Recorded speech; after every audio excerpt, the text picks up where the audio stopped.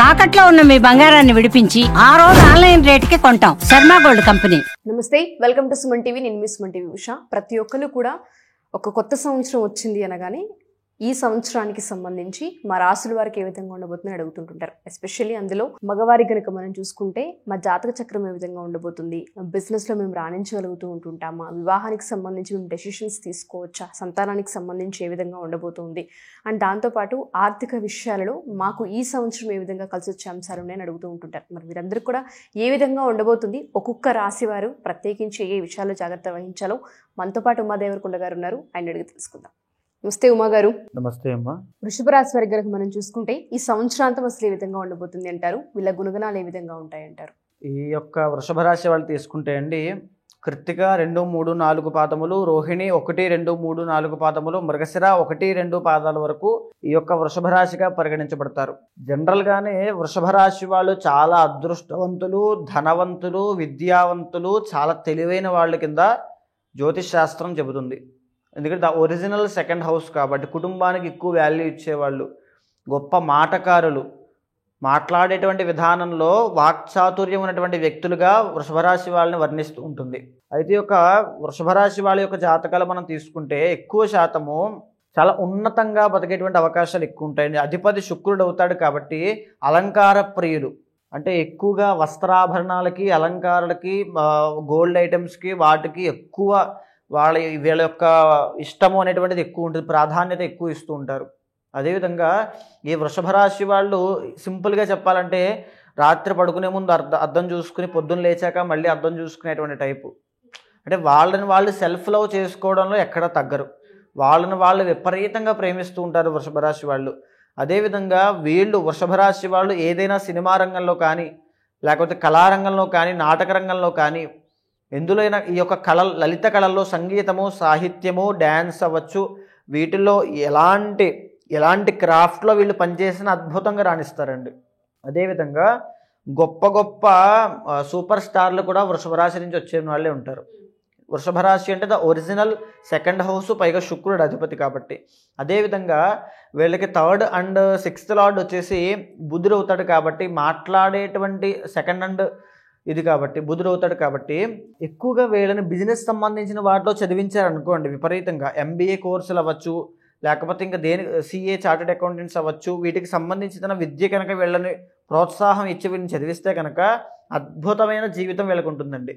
అంటే చాలామంది మనం చూస్తూ ఉంటే, ఉదాహరణకి ఇప్పుడున్న సినిమా ఇండస్ట్రీలో కూడా కొంతమంది హీరోయిన్స్ అవ్వచ్చు, వాళ్ళ యొక్క వృత్తి ప్రవృత్తులకు దాన్ని కూడా చూసుకుంటూ ఉంటారు. అంటే డాక్టర్ ఫీల్డ్లో ఉంటూ కూడా యాక్టింగ్ చేస్తున్నటువంటి హీరోయిన్లు ఉన్నారు ఇప్పటికీ కూడా. ఉదాహరణకి సాయి పల్లవి అవ్వచ్చు. అలాగా ఈ వృషభ రాశి వాళ్ళు ఈ బుధుడు కూడా ఈ డాక్టర్ ఫీల్డ్కే సూచిస్తూ ఉంటాడండి.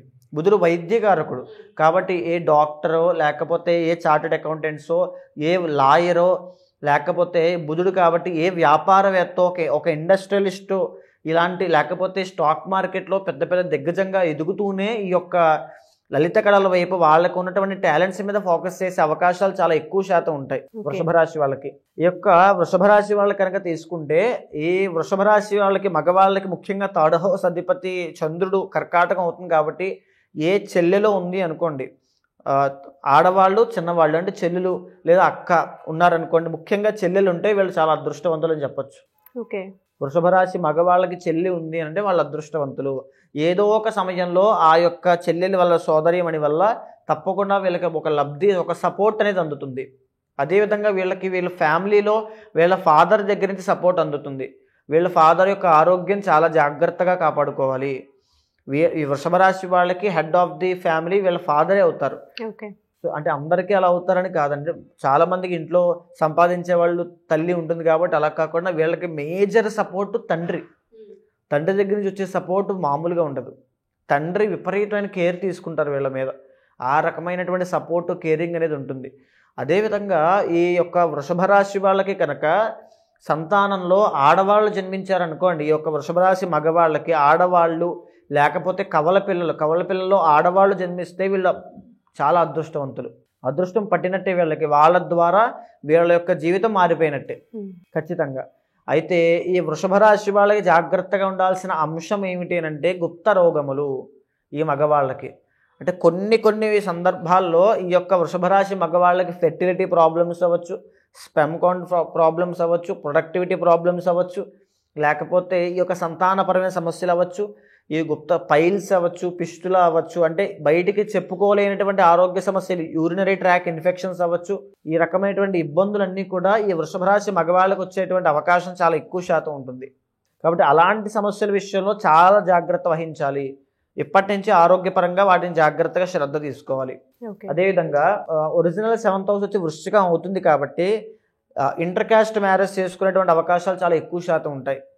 పెళ్ళైన తరువాత వీళ్ళకి మ్యారీడ్ లైఫ్లో కాస్త ఇష్యూస్ వస్తాయండి. అంటే ఎలా ఇష్యూస్ వస్తాయంటే వృషభ రాశి మగవాళ్ళు పెళ్ళైన తర్వాత భార్యతో సహా దూర ప్రాంతాలకు వెళ్ళి సెటిల్ అయ్యేటువంటి అవకాశాలు ఉంటాయి. ఐదర్ విదేశాలు అవ్వచ్చు, ఫార్ అవే ప్లేసెస్ అంటే ఇంటి నుంచి దూరంగా వెళ్ళి సెటిల్ అయ్యేటువంటి అవకాశాలు అవ్వచ్చు.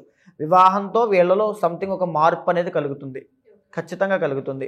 అయితే కష్టమ స్థానం రూల్డ్ బై జూపిటర్ కాబట్టి వీళ్ళ యొక్క అత్తగారి వల్ల, అంటే పెళ్ళైన తర్వాత అత్తగారి వల్ల వీళ్ళకి మంచి డబ్బు అనేటువంటి అదృష్టం కలగడము, ధనయోగం పట్టడం అనేటువంటిది పెళ్ళైన తర్వాత అత్తగారి వల్ల వృషభ రాశి మగవాళ్ళకి ఖచ్చితంగా వచ్చే అవకాశాలు ఎక్కువ శాతం ఉంటాయి.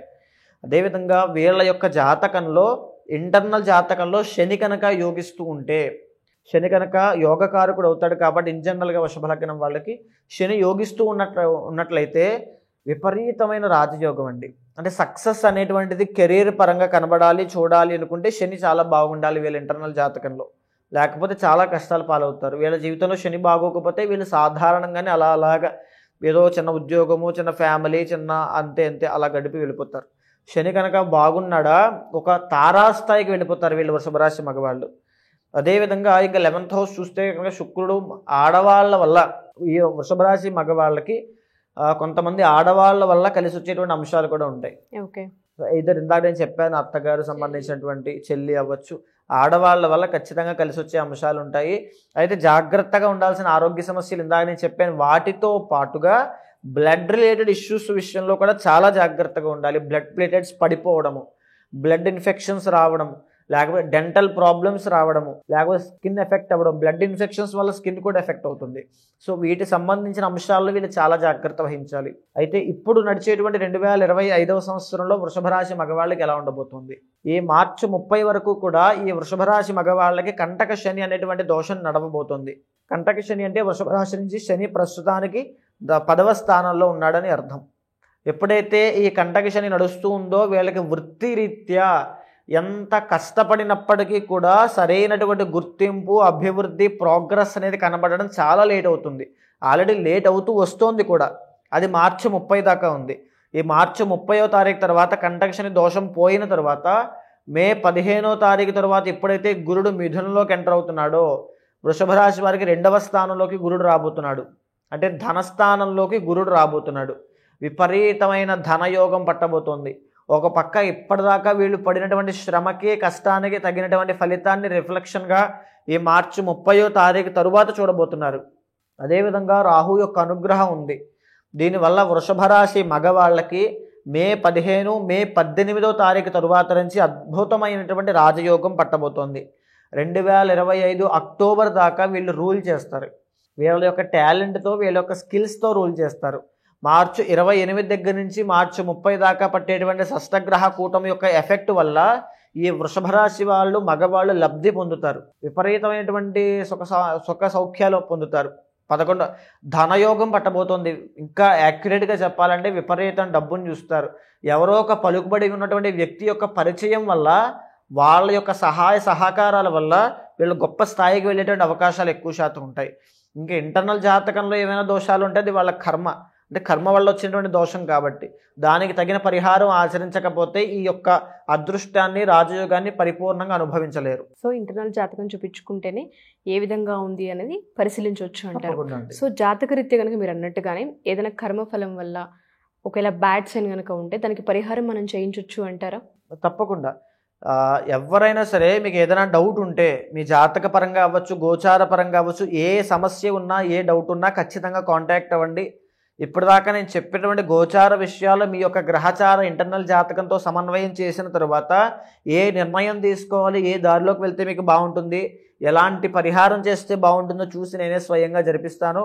ఖచ్చితంగా మీ జీవితంలో మార్పులు వస్తాయి. డెఫినెట్గా అండి. ఎవరైతే మగవారు వృషభ రాశి వారు మా ఈ వీడియో చూస్తూ ఉంటుంటారో, మీ బిజినెస్కి సంబంధించి, మీ కుటుంబ వ్యవహారానికి సంబంధించి, సంతానానికి సంబంధించి, వివాహానికి సంబంధించి, ఆరోగ్య విషయానికి సంబంధించి కనుక ఏమైనా ఇబ్బందులు ఉన్నాయని మీకు అనిపించినా, లేదా 2025 సంవత్సరానికి సంబంధించి అంతర్గత జాతకం చూసిన తర్వాత ఏ విధంగా ఉండబోతుందో తెలుసుకోవాలి అనుకున్నా డెఫినెట్గా అప్రోచ్ అవ్వచ్చు.